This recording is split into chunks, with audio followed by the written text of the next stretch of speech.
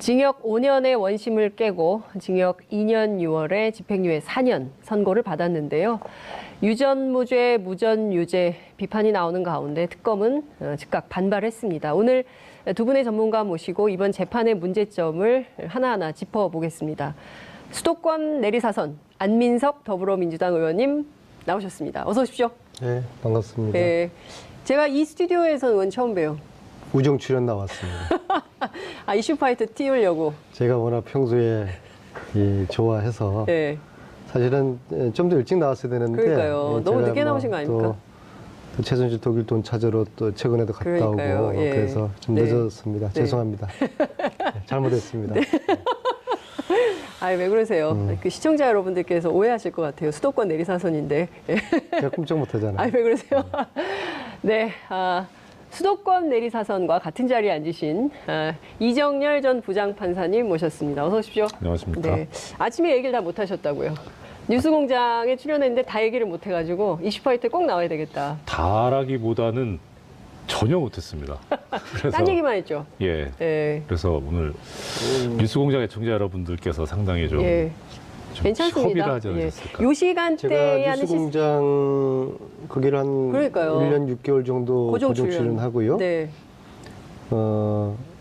그래서 그쪽 그 스태프들을 제가 잘 알죠. 네.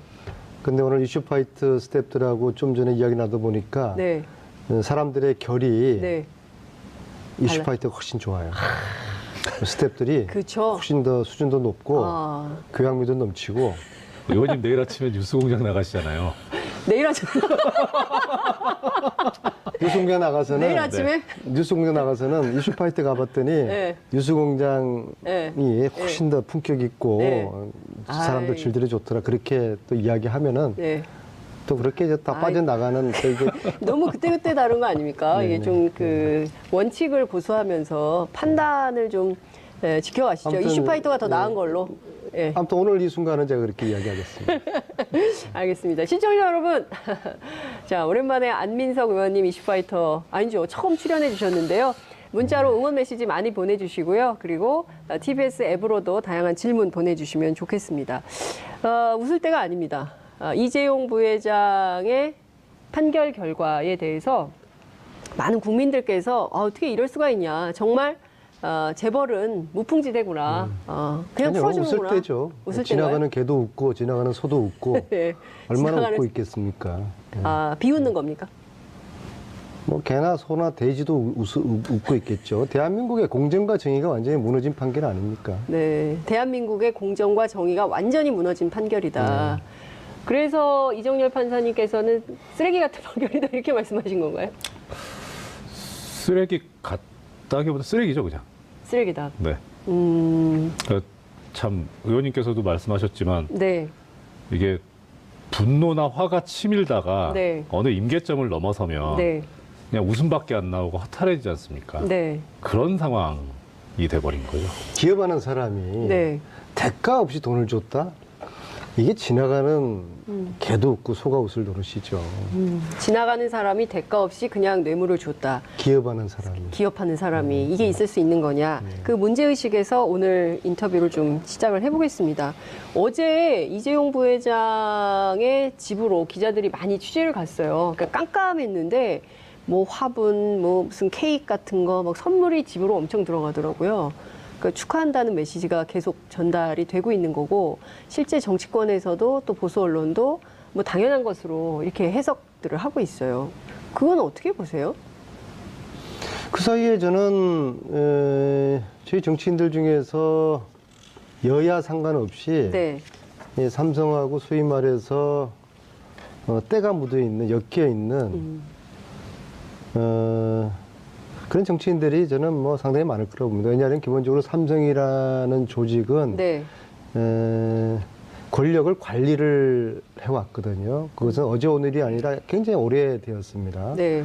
그것은 여든 야든 할 것 없이 네. 삼성으로부터 관리당해 온 예. 권력을 가지고 있는 국회의원들도 있을 것이고요. 네. 저는 뭐 99% 다는 그 말씀드리건데 이거는 여야 가리지 않고 삼성은 해왔을 거라 봅니다. 왜냐하면 삼성 입장에서는 여당은 여당대로 관리의 필요성이 있고 네. 또 야당은 야당대로 나름대로 그런 또 필요를 느낄 테니까는요. 네. 지금 또 여야가 바뀌지 않았습니까? 그래서 지난 오랜 기간 동안에 삼성하고 관계를 맺어온 여야 정치인들의 입장에서도 알게 모르게 네. 이걸 긍정적으로 또 표현하는 네. 그런 분들도 제가 국회에서 좀 전에 만났고요. 아, 또 실질적으로 속으로 또 그렇게 생각하고 계시는 그런 분들도 있을 거라고 봅니다. 저는 단지 제가 여의도였기 때문에 네. 국회의원들의 한정해서 이야기를 저는 이제 드리는 겁니다. 여든 야든 관계없이 삼성이 관리해오는 정치인들이 있을 것이다. 국회의원들.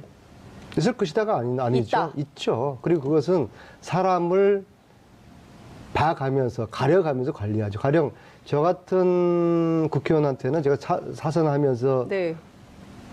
삼성한테 제가 차 한 잔 얻어 마신 적이 없거든요. 네. 저 같은 사람들은 뭐 해봤자 통하지도 않을 것이고 네. 그리고 뭐 제가 만나 주지도 않죠. 그러니까 저 같은 사람들은 때로는 섭섭하기도 하죠. 네. 왜 나한테는 왜 삼성이 한 번도 연락이 안 할까? 제가 그 얘기는 들었어요. 삼성의 고위급 간부가 명품을 가지고 명절 때 찾아온다는 거예요. 이제 선물이죠. 뭐 스카프, 넥타이, 뭐 허리띠, 뭐 이런 벨트, 지갑, 뭐 이런 거. 그러니까 뭐 거절하기도 그렇고 받기도 그런데 나중에 보면 엄청 고가의 선물인 이런 거 받았다가 돌려주거나 이런 사례가 종종 있다 국회 안에. 그리고 이제 삼성은 체계적으로 예. 어떤 한 의원을 로비를 할 필요가 있으면 네. 그 의원을 둘러싼 네트워크를 다 조사를 해요. 네. 그래서 그 회사 직원들, 간부들 중에서 그 의원하고 네트워크를 톡할 수 조사한다. 있는 예. 예, 그 내부인을 통해서 네. 그 의원을 접촉을 하고 도저히 이거 피할 수 없는 네. 그런 관계에 있는 그런 살다 보면 그렇게 있잖아요, 그죠? 네. 가령 예를 들어 가지고 제 친구가 삼성 임원이 있는데 네. 이 친구가 선의로 저한테 해마다 후원을 몇백만 원씩 해줬단 말이에요. 네. 뭐 그런 친구도 없어요. 예. 그런 친구도 없는데 그런 친구를 파악을 해내는 거죠. 그래서 저한테 로비할 필요가 있으면 저한테 로비를 이제 하는 것이죠. 그래서 네. 굉장히 아주 체계적이고 조직적으로 이제 한단 말입니다. 작년에 제가 최순실 국정감사 하면서 네. 아주 황당한 일을 당했어요. 예, 제가 뭐 이름은 밝힐 수가 없지만은 네. 우리 청문위원들 내에서 삼성을 보호하려는 그러한 청문위원이 있었어요. 여당 그때 당시에 여당 당은 야당. 제가 이야기 말씀 못 드리고 왜요? 그건 알아서 말씀하세요. 판단하시고요. 그래서 여당 아닙니까? 저는 네. 이거 안 된다라고 했는데 네. 그분이 저한테 하는 이야기가 저는 사실 뭐 삼성하고 일가친척 한 명 삼성 직원이 없어요. 네. 그분이 저를 오히려 공격을 하는 게 안 의원이 삼성하고 관련돼 있어가지고 이 사람을 문제 삼는 거 아니냐. 네. 응? 다 알고 있다. 정말 황당한 제가 공격을 받은 적이 있어요. 저는 그분을 의심합니다. 그분이 누군지는 저도 정동원식 논법처럼 예. 요양원 가면 말씀하시려고요? 그러면 안 이런 돼요. 식으로 제가 그러면 말씀드리는 게 정동원처럼 비판 이런 받으세요. 식으로 빨리 얘기하세요. 여야 상관없이 넘나들면서 삼성에 네. 아주 조직적이고 체계적인 지금 그런 로비들이 말씀하신 오랫동안 맥락을 좀 있어왔죠. 들어보면 이게 지금 민주당 안에 있는 분이 아닌가라는 생각을 하게 만드셨어요. 그거는 상상에 맡기겠습니다. 상상에 맡긴다. 예. 그럼 막 자유롭게 상상하게 됩니다. 삼성의 그런 로비력은 네. 상상을 초월한다. 아. 제가 그 말씀을 드리려고 하는 겁니다. 그리고 제가 청문회 할 때도 네. 그러한 어처구니 없는 일을 당했다. 아. 네. 아마 자유한국당에서 이런 일을 당했으면 분명히 누군지 얘기를 하셨을 텐데 그게 아니기 때문에 지금 말씀을 못 하시는 거 아닌가라고 시청자 여러분들께서 판단하지 않을까 싶고 요양원 가시기 전에 이제라도 빨리 누군지 말씀을 하시는 게 좋겠다는 생각이 좀 들고요. 제가 약간 시간을 좀 고민하실 시간을 좀 드리면서 자, 이정열 판사님께 여쭤보겠습니다. 그러면 법원은 삼성이 로비를 안 할까? 라는 의문을 갖게 돼요. 사실 이런 부분에 대해서 답변을 드리기가 뭐한 게 네.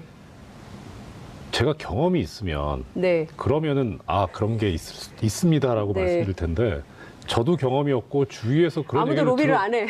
들어본 적이 없어서 예. 그래서 있을 거는 같은데 예. 뭐 제가 목격하거나 들어보거나 하는 게 네. 있거든요. 그러니까 좀 그 부분 말씀드리기가 저는 곤란한 게 아니라 잘 모릅니다, 진짜. 이번이 집행유예 이 판결을 네. 이 박주민 의원과 유시민 작가가 미리 예측을 예. 했다고 그러잖아요. 예.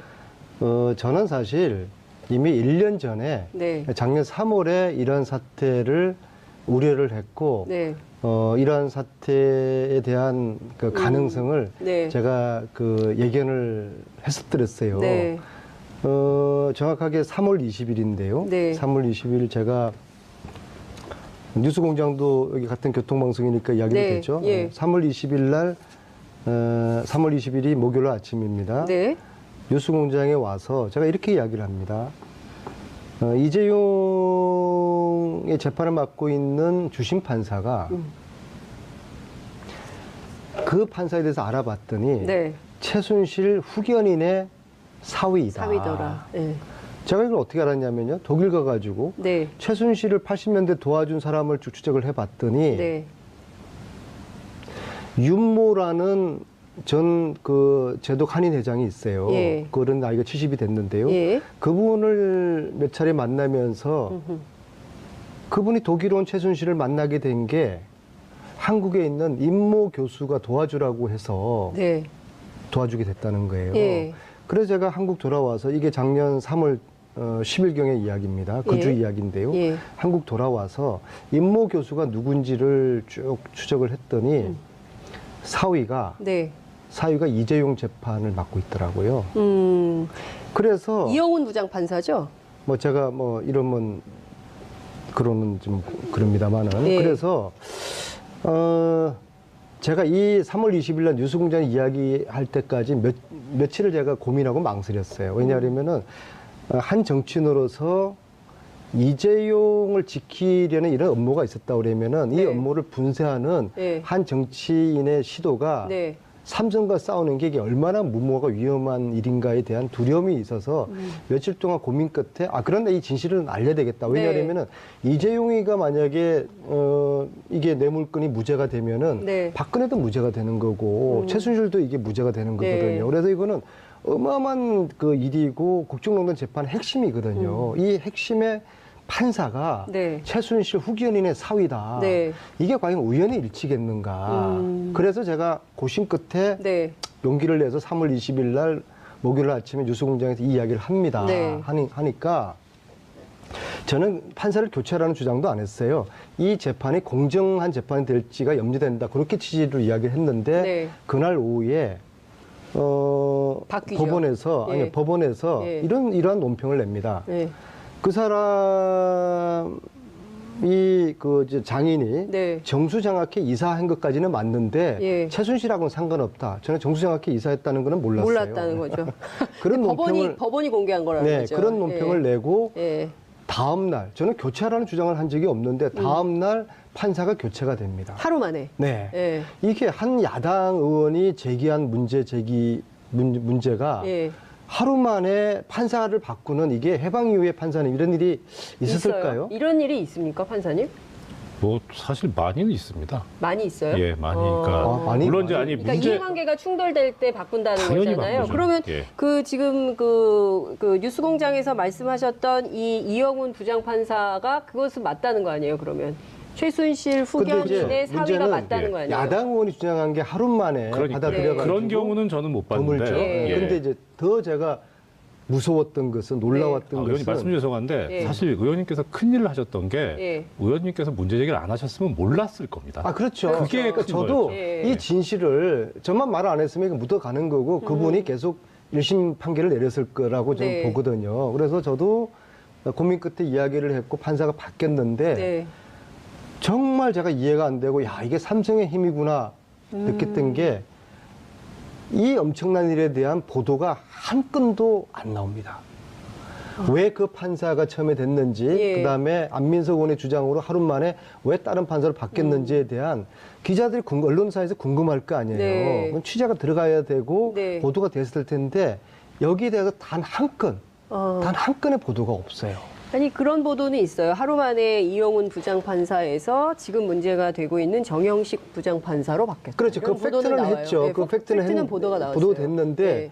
왜 그 판사로 처음에 됐는지, 네. 왜 최순실 후견인의 사위가 됐는지, 예. 이게 우연히 된 건지 어떤 과정을 통해 됐는지 예. 제가 알고 있기로는 처음에 그분이 아니었거든요. 아, 그럼 처음에 이영훈 부장판사가 아니었어요. 처음엔 네. 누구였어요? 제가 그러면? 파악하기로는 그분이 아니고 네, 바뀐 걸로 알고 있습니다. 처음에 조희연 부장판사. 조희연 부장판사. 그리고 조희연 부장이 저기 이재용 1차 구속영장 청구를 기각했던. 예. 그러면 왜 그렇게 그분으로 이모 부장판사로 주심판사 처음에 됐는지, 그 다음에 하루 만에 어찌해서 네. 이게 바뀌게 됐는지 그런 거에 대한 기자들의 취재가 있어야 되고 보도가 돼야 되잖아요. 그래서 그게 일철 다루지 않는 거 보고서 네. 야, 이게 삼성의 힘이구나라는 네. 것을 제가 절감하게 됐죠. 그리고 어제의 이재용의 집행유예는 저는 네. 그러한 맥락 흐름과 무관치 않다고 봅니다. 그 이후에 법원에서 어떤 일이 있었는지 네. 언론에 주시하지 않고 국민들이 이 뭐 잘 되겠지, 법원이 정의를 세워주겠지라고 너무 믿었던 것이죠. 네. 근데 지금 보면 국민들의 시각에서 질문을 좀 드리려면 조희연 판사, 이영훈 판사, 정영식 판사 이르기까지 정용식 판사 되기 전에 1심 판사는 다른 분 아니었어요? 그러니까 1심 판사가 지금 예. 말씀하신 조희연 부장판사하고 판사가- 이영훈 부장판사였고 정영식 네. 부장판사는 처음부터 지금 처음부터. 예, 항소심 와서 처음부터 창소심. 했습니다. 그러면 지금 이 상황에서 근데 네. 이제 좀 신기했던 거는 사실 이 정영식 부장판사가 지금 담당하고 있는 형사 13부가 네. 새로 창설된 부예요. 원래 없다가. 아, 그래요? 그래서 언제 이제 창설이 됐어요? 작년인지 재작년인지 제가 모르겠는데 예. 이렇게 뭐 서울고등법원이 업무량이 많아가지고 새로 만들어진 부라고 그렇게 아. 듣기는 했는데 네. 좀 묘하긴 하죠. 하필이면 새로. 새로 만들어진 신설된 부에? 또 하필이면 제일 권력과 재벌의 이익을 옹호해왔던 그런 재판부에 배당이 됐다는 게 네. 참 씁쓸하죠. 우연인지 모르겠지만은 근데 뭐 이게 어떤 건지 취재를 좀 해봐야 제가 되겠지만, 이렇게 네, 이게 막 뭐- 우리가 음모론으로 접근하는 것은 아닙니다. 아니죠. 아니, 예. 그런데요, 이 어떤 국정농단의 흐름과 과정을 쭉 이렇게 보면요. 네. 야, 이런 우연이 있을까? 결국엔 필연이었더라고요. 그러니까 우연으로 포장된 필연의 연속이에요. 네. 이번 이 일들이요. 그래서 지금 이정일 판사님께서 의심스러워하는 저런 부분도 네. 저런 의심이 결국에는 네. 뭔가 사전에 기획되어 있었을 네. 그런 판들이 짜여져 있어서 그런 가능성을 염두를 두고서 이 부분을 우리 언론인들이나 관심 있는 분들이 추적할 필요가 있는 네. 것이죠. 그 문자가 들어왔어요. 호호바님께서 삼성 장학생 정치인 깝시다. 적합한 기회가 되면은 저에게 더 큰 용기가 네. 에, 아, 여러분, 안민석 만들어지면은- 의원님에게 이걸 까게 공개할 수 있게 용기를 좀 주시면 좋겠습니다. 그래야 아무래도 공개를 하실 것 같아요. 지금은 아직 용기가 부족하시기 때문에 공개를 못 하시겠다고 하니까 더 큰 용기를 낼 수 있게 여러분들께서 응원을 좀 해주시면 좋을 것 같습니다. 그 이정일 판사님께 좀 여쭙고 싶어요. 특검이 즉각 반박을 했어요. 5가지 갈래로 나눠가지고 쫙 비판을 했는데요. 특검의 네. 주장에 대해서는 어느 지점에서 동의하시고 또 어느 지점에서 좀 부족하다 이렇게 좀 보십니까? 일단 가장 처음에 내세운 이제 특검 입장문에 나온 얘기가 네. 모순되는 판결이다. 그렇죠. 예, 이 모순되는 판결에 전적으로 동의합니다. 그리고 지금 특검에서 이제 모순된 판결이라고 하면서 네. 처음 제시했던 게 그 이재용 부회장의 승계 작업을 인정할 증거가 없다라고 하면서 하지만 이런 일련의 과정과 절차상 삼성전자에 대한 이재용 부회장의 지배력 확보에 유리한 효과가 있었다. 네. 이렇게 또 판단하고 있는 게 예. 이제 모순된다 이런 얘기도 했었는데요. 맞습니다. 그 외에 또 여러 가지 모순점이 있습니다. 이 네. 판결에. 그래서 뭐 시간이 허락할지 모르겠습니다만. 안종범 수첩도 그렇잖아요. 예, 그거는 이제 다른 판결하고 모순되는 예, 거고요. 다른 판결. 이 판결 자체 내에서 내부에서. 모순되는 부분이 있는데 네. 하나만 예를 들어드리자면 공소장에 공소 사실을 이제 검사가 네. 기재를 하죠. 네. 그러면 이제 피고인이 이러이러한 행위를 했다. 이것이 범죄에 해당한다. 이런 내용인데 네.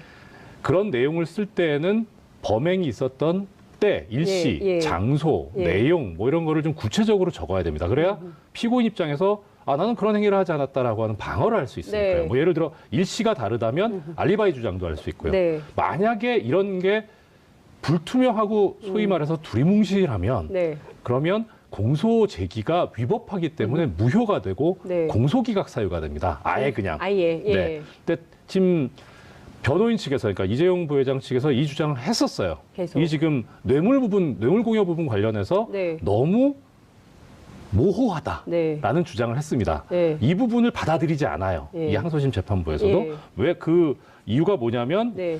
얘기한 것이 범죄의 성격이나 네. 그다음에 범행 기간이나 네. 또 이런 걸 좀 비춰보면 네. 이제 좀 길었고 예. 이게 상당히 뇌물 범죄라는 게 은밀하게 벌어지지 않습니까? 예. 그러니까 지시했다는 내용 또 공모했다는 내용을 좀 다소 개괄적으로 표시하는 게 부득이하다고 보여진다. 네. 그러니까 이 정도 가지고는 공소기각 사유가 안 된다라고 네. 했어요. 그런데 나중에 가서 내용에 있어서 네. 이제 이 판결에서 무죄를 선고하면서 이야기했던 게 뭐냐면 승계 작업이 인정되지 않는다, 삼성에. 그렇죠. 예. 그다음에 부정한 청탁이 있었다고 보이지도 않는다. 네. 설령 있었더라도 알았다고 보기가 어렵다라고 예. 하는 여러 가지 이제 단계적인 근거를 제시를 하고 있는데 이 판결에서 네. 그 가운데 이 재판부에서 뭐라고 얘기를 하고 있냐면 이런 부정한 청탁에 관한 인식은 네. 명확해야만 방어권 행사에 지장이 되지 않고 명확성의 원칙이 위반되지 않는다라는 그런 논리를 쓰면서 그래서 네. 명확하게 지금 검사가 특검에서 주장도 못하고 있고 증거도 없기 때문에 부정한 청탁이 있었다고 인정하기 어렵다 이렇게 나오거든요. 그러니까 지금 내용을 보면 네. 그러니까 뇌물의 경우에도 이런 거예요. 그러니까 정당한 사내 절차를 거친 회사 자금을 뇌물로 주었기 때문에 문제가 없다라는 식으로 또 보기도 했고요. 또 하나는 이재용 부회장이 이 뇌물을 주어서 얻은 이익이 없다. 오히려 피해자다. 이런 피해자 논리를 주장을 하고 있어요. 그러니까 두 가지에 대해서 국민들이 신문을 보면서 이게 말이 되나? 아, 삼성은 그 회사 자금으로 주는 뇌물은 합법인가 보다. 이런 생각마저 하게 되는 어제 거거든요. 그 언론들의 논조를 보면요. 네. 이재용은 무죄가 되었지만은 네.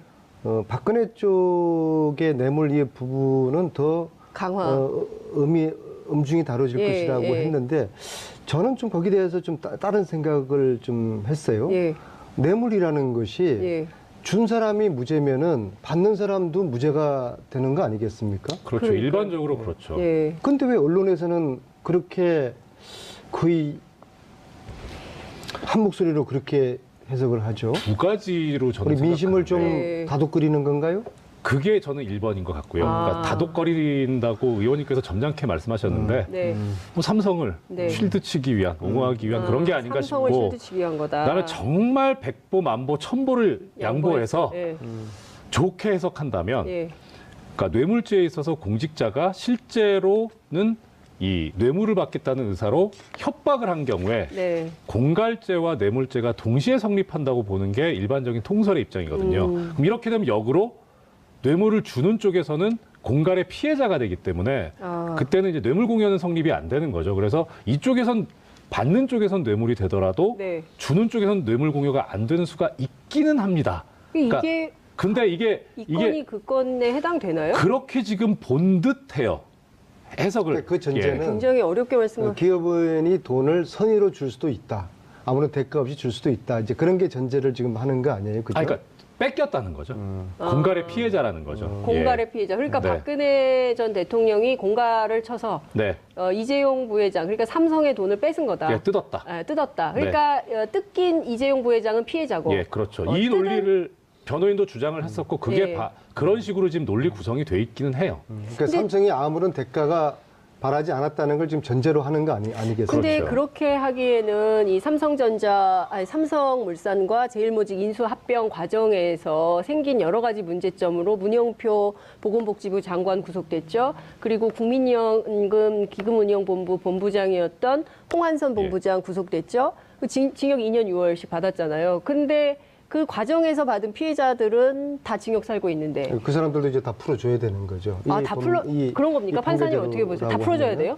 사실 아까 이 판결대로라고 하는 전제를 예. 까셔서 그런데 그렇다면 그렇고 근데 예. 사실 저는 이제 이 판결에 대해서 보면서 뭐 결론에 해당하는 말씀입니다만 네. 크게 뭐 걱정은 안 되는 게 네. 그런 문영표 전 장관이나 홍한선 기금본부장 전 기금본부장 예. 같은 경우는 그런 판결들이 있기 때문에 거기서 예. 본인들이 인정을 했거든요. 예. 그러니까 이게 대법원에 이제 전부 모였을 때 그때 과연 어제 있었던 이 이재용 부회장에 관한 이 대한 판결이 과연 대법원에서 유지될 수 있을 것인가 저는 상당히 회의적으로 보거든요. 대법에서 뒤집어진다. 네, 뒤집어질 거라고 뒤집어질 수밖에 없다. 이렇게. 대법의 판사들은 제대로 판결을 할까요?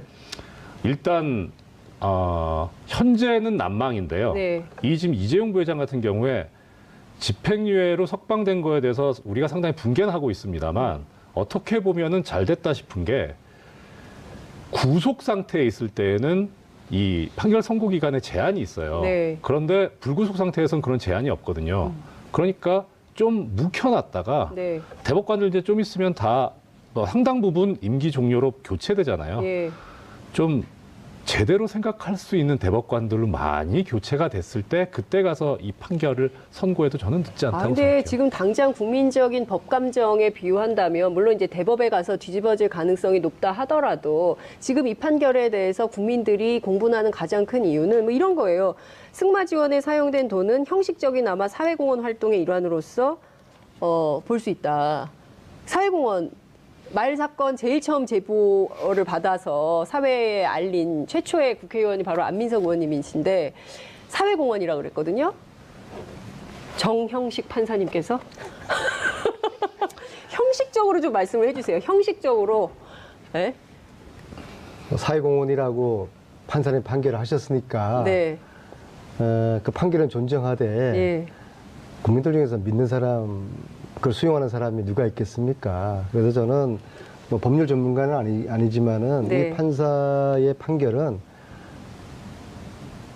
국민들을 우습게 하는 그런 판결이라고 저는 봅니다. 국민을 우습게 하는 네, 판결이다. 네, 네. 그리고 또 한편으로 보면요. 네. 이제 국민들이 꺼져가는 이 촛불의 불씨, 뭐 법원이 알아서 해주겠지. 네. 그런 좀 믿음은 갖는 거죠. 예. 그 판사들 사법부 내부의 적폐에 대해서 우리 국민들은 저만 하도 잘 모르거든요. 네. 국회의원들 중에서도 법사위 내부에 있는 몇몇 분 아니면은 잘 몰라요. 네. 그래서 이 국민들로 하여금 또다시 경각심을 깨우쳐준 그런 결과를 초래하고 있지 않는가. 이게 국민들에게 경각심을 주기 위해서 이런 판결을 한 거다. 끝날 때까지 사회공헌을. 끝날 때까지 끝난 게 아닌가벼. 이거 정말 이게 끝나지 않은 전쟁이네. 예?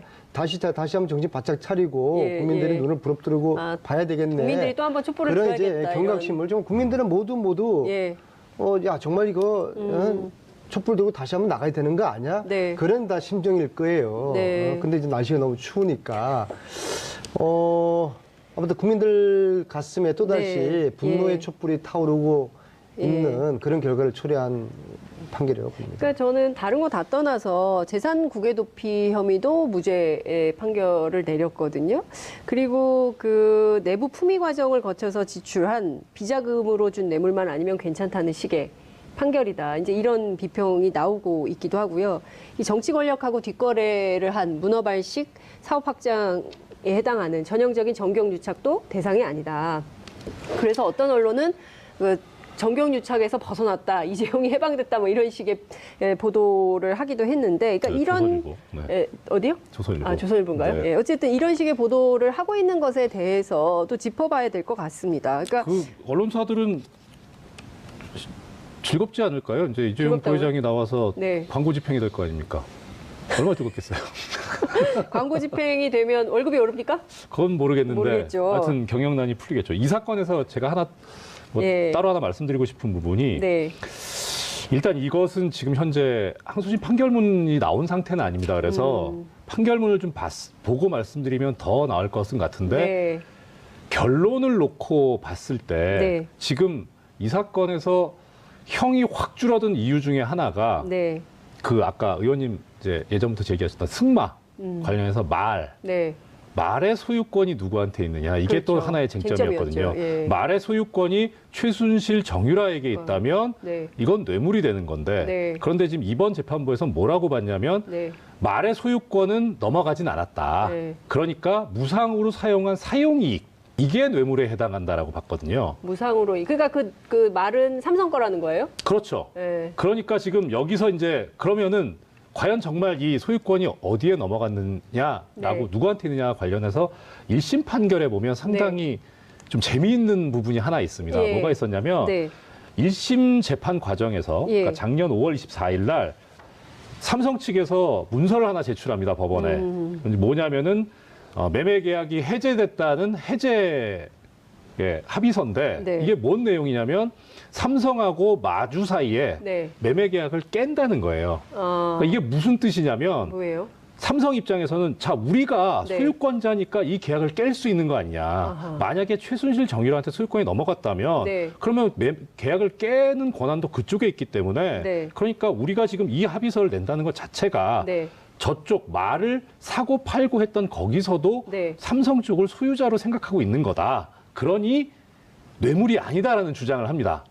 근데 거기에 대해서 1심 판결에 뭐라고 나오냐면 다 좋은데 네. 다 좋은데 첫째는 이 합의서에 네. 이 이재용 부회장 사건에서 법적으로 문제되는 부분들에 관한 조항들이 하나하나 다 나와요.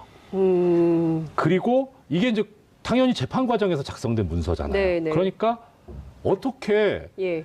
이쪽은 그렇다 치고 네. 저쪽 독일 측에서 이 재판에서 문제가 되는 걸 어떻게 다 알고 이렇게 합의를 했느냐.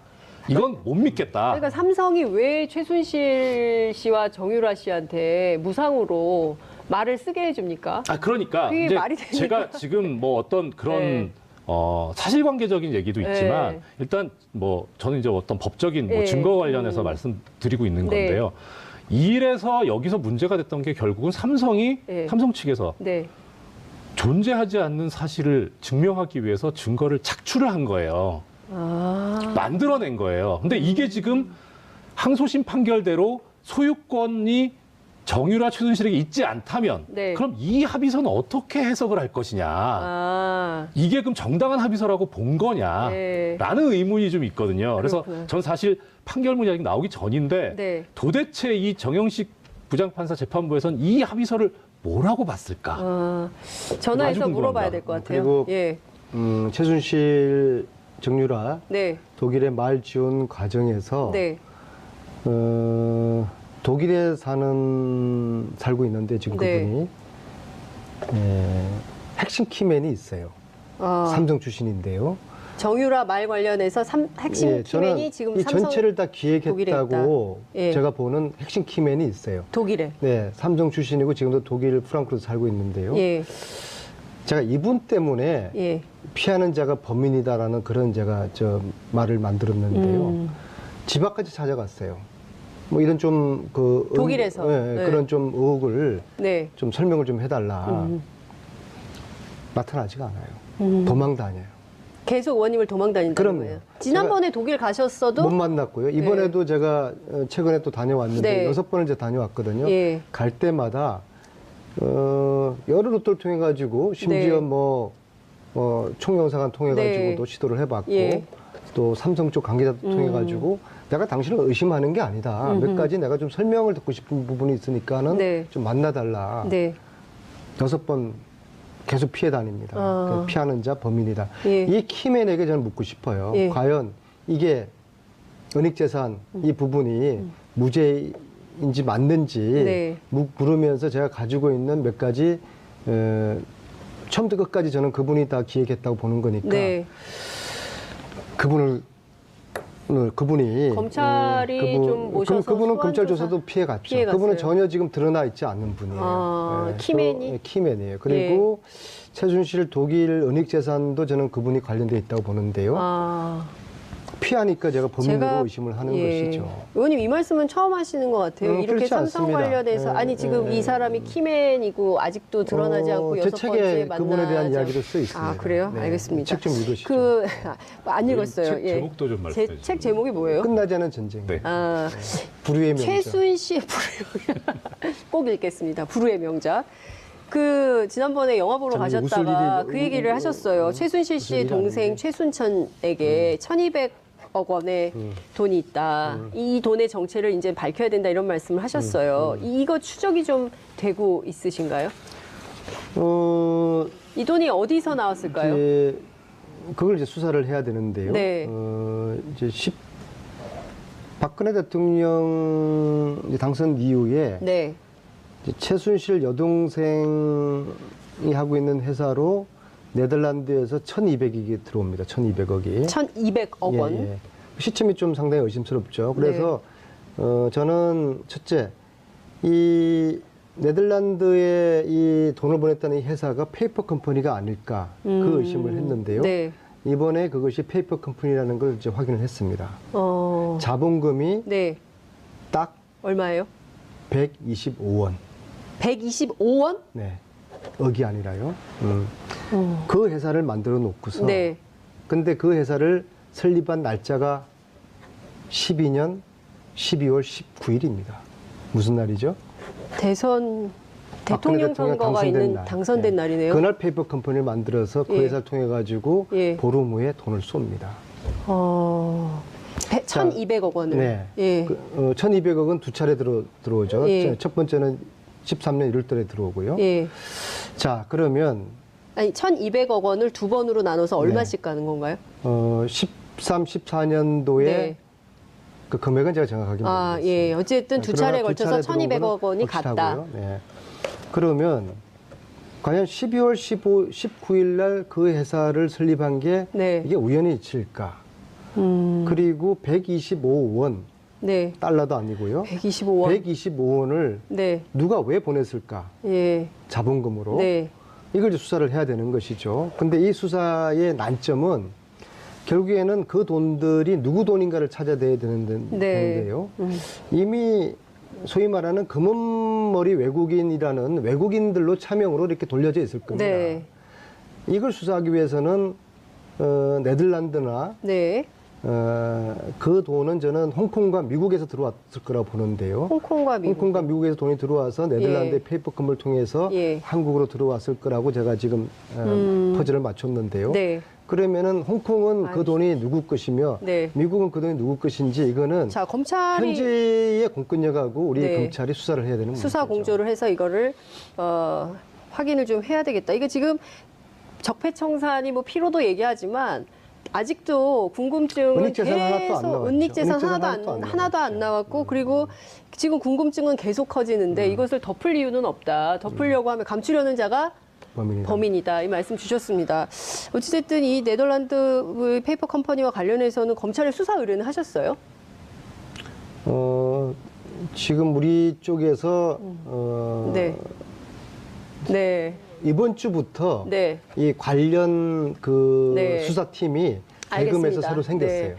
알겠습니다. 이 얘기 더 들어야 될 것 같아서 한 번 더 모셔야 될 것 같습니다. 오늘은 여기까지 말씀을 드려야 될 것 같습니다. 고맙습니다. 고맙습니다.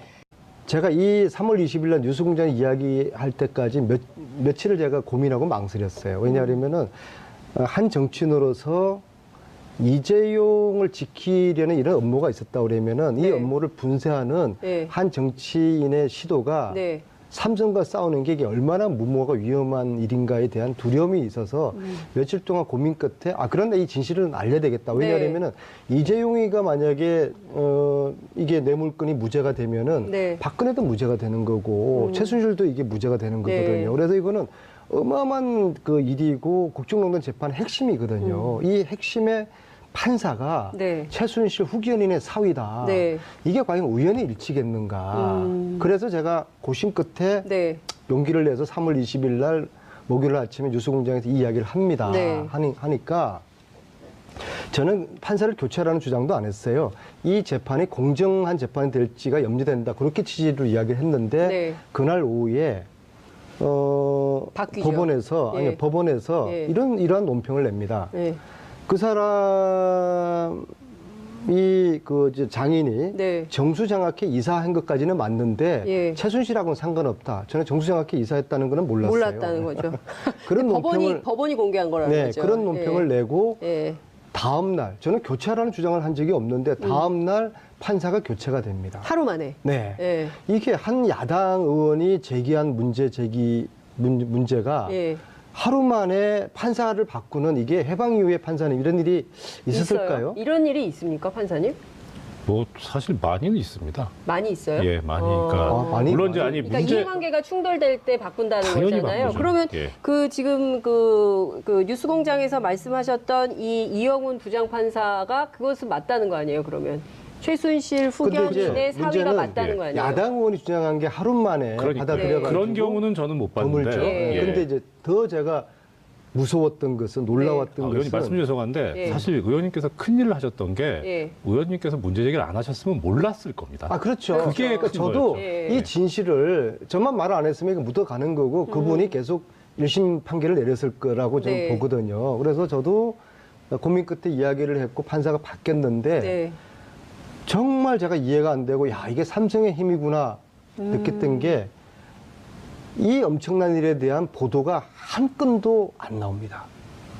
왜 그 판사가 처음에 됐는지, 예. 그다음에 안민석 의원의 주장으로 하루 만에 왜 다른 판사로 바뀌었는지에 대한 기자들이 언론사에서 궁금할 거 아니에요. 네. 그럼 취재가 들어가야 되고 네. 보도가 됐을 텐데 여기에 대해서 단 한 건, 어. 단 한 건의 보도가 없어요. 아니 그런 보도는 있어요. 완전히 무너진 판결 아닙니까? 네, 대한민국의 공정과 정의가 완전히 무너진 판결이다. 그래서 이정열 판사님께서는 쓰레기 같은 판결이다 이렇게 말씀하신 건가요? 쓰레기 같다기보다 쓰레기죠, 그냥.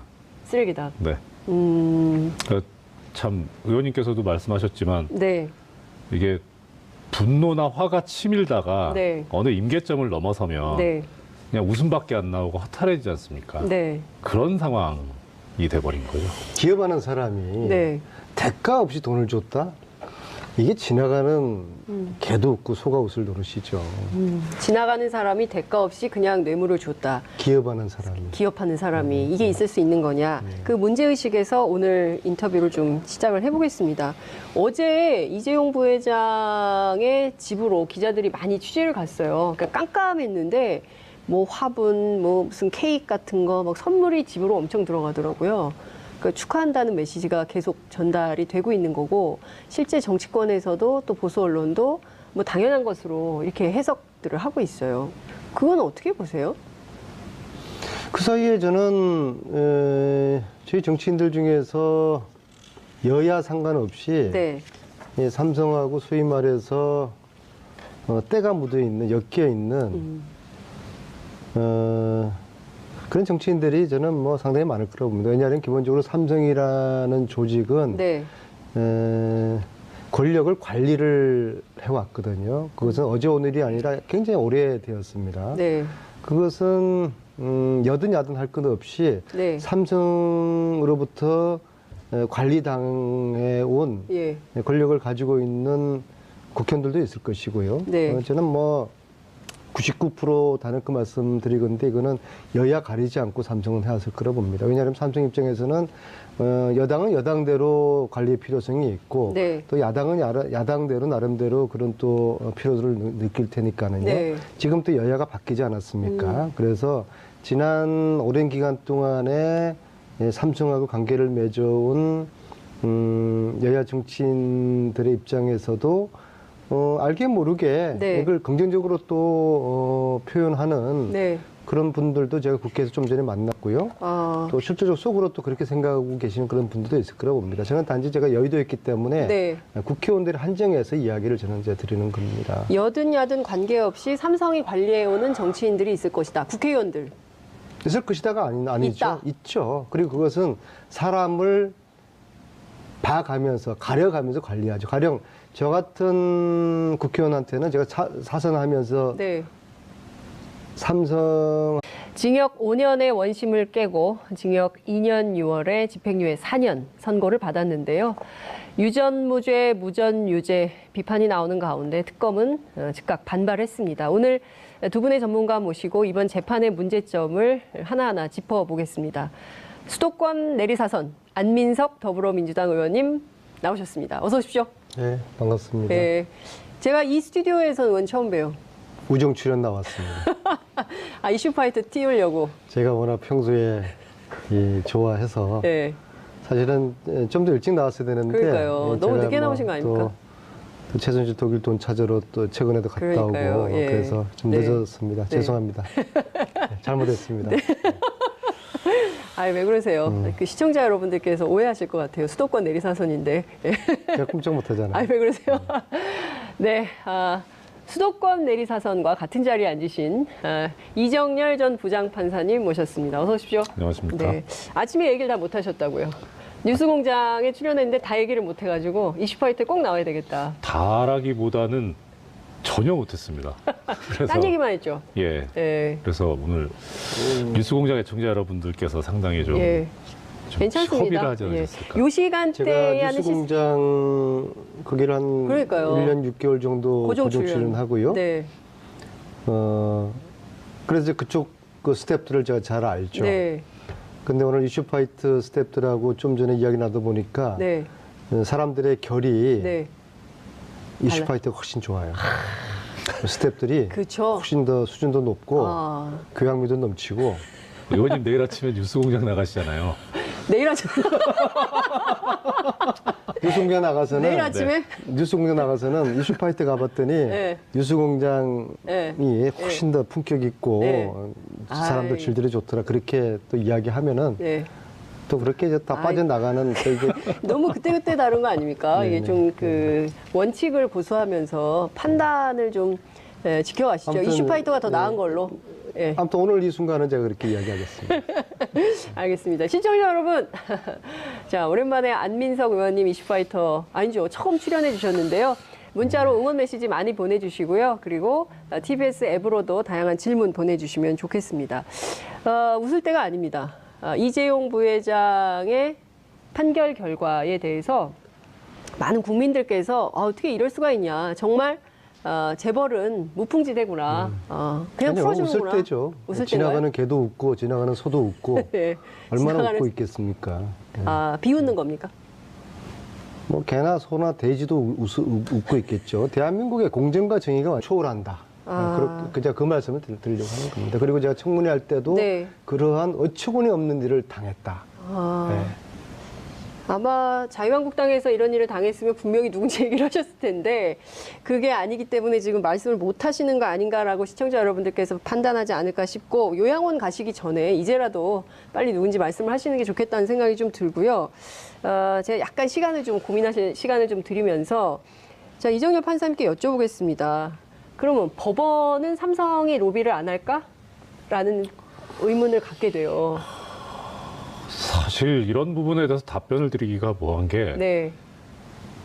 제가 경험이 있으면 네. 그러면은 그런 게 있습니다라고 네. 말씀드릴 텐데 저도 경험이 없고 주위에서 그런 아무도 얘기를 로비를 안 해. 들어본 적이 없어서 예. 그래서 있을 거는 같은데 예. 뭐 제가 목격하거나 들어보거나 하는 게 네. 없거든요. 그러니까 좀 그 부분 말씀드리기가 저는 곤란한 게 아니라 잘 모릅니다, 진짜. 이번이 집행유예 이 판결을 네. 박주민 의원과 유시민 작가가 미리 예측을 했다고 그러잖아요. 예. 저는 사실 이미 1년 전에 네. 작년 3월에 이런 사태를 우려를 했고 네. 이러한 사태에 대한 그 가능성을 네. 제가 그 예견을 했었더랬어요. 네. 정확하게 3월 20일인데요. 네. 3월 20일 제가 뉴스공장도 여기 같은 교통방송이니까 이야기도 네. 되죠. 예. 3월 3월 20일 날 3월 20일이 목요일 아침입니다. 네. 뉴스공장에 와서 제가 이렇게 이야기를 합니다. 이재용의 재판을 맡고 있는 주심 판사가 그 판사에 대해서 알아봤더니 네. 최순실 후견인의 사위이다. 사위더라. 네. 제가 이걸 어떻게 알았냐면요. 독일 가가지고 네. 최순실을 80년대 도와준 사람을 쭉 추적을 해봤더니 네. 윤모라는 전 그 제독 한인 회장이 있어요. 예. 그런 나이가 70이 됐는데요. 예. 그분을 몇 차례 만나면서 그분이 독일 온 최순실을 만나게 된 게 한국에 있는 임모 교수가 도와주라고 해서 네. 도와주게 됐다는 거예요. 예. 그래서 제가 한국 돌아와서 이게 작년 3월 10일경의 이야기입니다. 그 주 예. 이야기인데요. 예. 한국 돌아와서 임모 교수가 누군지를 쭉 추적을 했더니 사위가 이재용 재판을 맡고 있더라고요. 그래서 이영훈 부장판사죠? 뭐 제가 뭐 이러면 그러는 좀 그럽니다만은 예. 그래서 한때 제가 차 한 잔 얻어 마신 적이 없거든요. 네. 저 같은 사람들은 뭐 해봤자 통하지도 않을 것이고 네. 그리고 뭐 제가 뭐 만나 주지도 않죠. 그러니까 저 같은 사람들은 때로는 섭섭하기도 하죠. 네. 왜 나한테는 왜 삼성이 한 번도 연락이 안 할까? 제가 그 얘기는 들었어요. 삼성의 고위급 간부가 명품을 가지고 명절 때 찾아온다는 거예요. 이제 선물이죠. 뭐 스카프, 넥타이, 뭐 허리띠, 뭐 이런 벨트, 지갑, 뭐 이런 거. 그러니까 뭐 거절하기도 그렇고 받기도 그런데 나중에 보면 엄청 고가의 선물인 이런 거 받았다가 돌려주거나 이런 사례가 종종 있다 국회 안에. 그리고 이제 삼성은 체계적으로 예. 어떤 한 의원을 로비를 할 필요가 있으면 네. 그 의원을 둘러싼 네트워크를 다 조사를 해요. 네. 그래서 그 회사 직원들, 간부들 중에서 그 의원하고 네트워크를 톡할 수 조사한다. 있는 예. 예, 그 내부인을 통해서 네. 그 의원을 접촉을 하고 도저히 이거 피할 수 없는 네. 그런 관계에 있는 그런 살다 보면 그렇게 있잖아요, 그죠? 네. 가령 예를 들어 가지고 제 친구가 삼성 직원이 임원이 있는데 네. 이 친구가 선의로 저한테 해마다 후원을 몇백만 원씩 해줬단 말이에요. 네. 뭐 그런 친구도 없어요. 예. 그런 친구도 없는데 그런 친구를 파악을 해내는 거죠. 그래서 저한테 로비할 필요가 있으면 저한테 로비를 이제 하는 것이죠. 그래서 네. 굉장히 아주 체계적이고 조직적으로 이제 한단 말입니다. 작년에 제가 최순실 국정감사 하면서 네. 아주 황당한 일을 당했어요. 예, 제가 뭐 이름은 밝힐 수가 없지만은 네. 우리 청문위원들 내에서 삼성을 보호하려는 그러한 청문위원이 있었어요. 여당 그때 당시에 여당 당은 야당. 제가 이야기 말씀 못 드리고 왜요? 그건 알아서 말씀하세요. 확인하시고요. 그래서 여당 아닙니까? 저는 이거 안 된다라고 했는데 네. 그분이 저한테 하는 이야기가 저는 사실 뭐 삼성하고 일가친척 한 명 삼성 직원이 없어요. 네. 그분이 저를 오히려 공격을 하는 게 안 의원이 삼성하고 관련돼 있어가지고 이 사람을 문제 삼는 거 아니냐. 네. 응? 다 알고 있다. 정말 황당한 제가 공격을 받은 적이 있어요. 저는 그분을 의심합니다. 그분이 누군지는 저도 정동원식 논법처럼 예. 요양원 가면 말씀하시려고요? 그러면 안 이런 돼요. 식으로 제가 그럼 말씀드리는 게 정동원처럼 비판 이런 받으세요. 식으로 빨리 얘기하세요. 여야 상관없이 넘나들면서 삼성에 네. 아주 조직적이고 체계적인 지금 그런 로비들이 말씀하신 오랫동안 맥락을 좀 있어왔죠. 들어보면 이게 지금 민주당 안에 있는 분이 아닌가라는 생각을 하게 만드셨어요. 그거는 상상에 맡기겠습니다. 상상에 맡긴다. 예. 그럼 막 자유롭게 상상하게 됩니다. 아무튼 삼성의 그런 로비력은 네. 상상을